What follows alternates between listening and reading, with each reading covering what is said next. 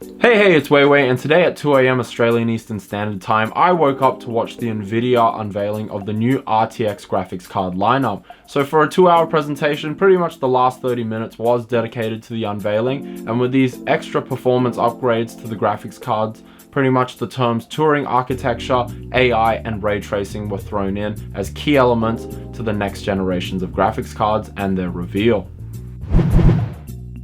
So what this means is the Nvidia RTX lineup will be using the Turing architecture. So this means it has an AI-based calculation system which will apply ray tracing at real time to games and 3D renders, and it will also enhance the further graphics of all the environments with real lighting effects and physics.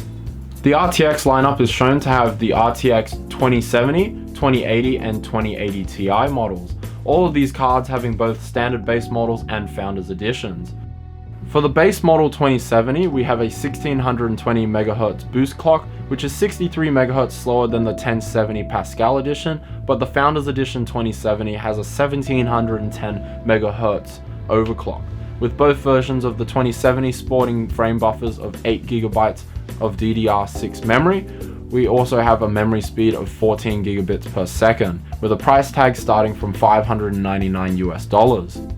While the base model 2080 has a boost clock of 1710 MHz, which is 23 MHz slower than the previous 1080 Pascal, but for the Founders Edition, the 2080 has a boost clock of 1800 MHz. With both versions of the 2080 sporting also a 8GB DDR6 memory range, the memory speed of also 14 gigabits per second, the price tag rounds up to $799 US starting. And finally, the base model 2080 Ti has a base clock of 1545 MHz. While this is 37 MHz slower than the previous 1080 Ti Pascal, the Founders Edition 2080 Ti has a boost clock of up to 1635 MHz. With both versions of the 2080 Ti sporting frame buffers of 11 gigs of DDR6 memory, the memory speed is also at 14 gigabits per second, and its price tag starts at $1,199 US. So with these new cards on their way on or around the 20th of September, we'll see how they go when they finally are released, especially with reviews, future tests, and also benchmarks which will be on their way.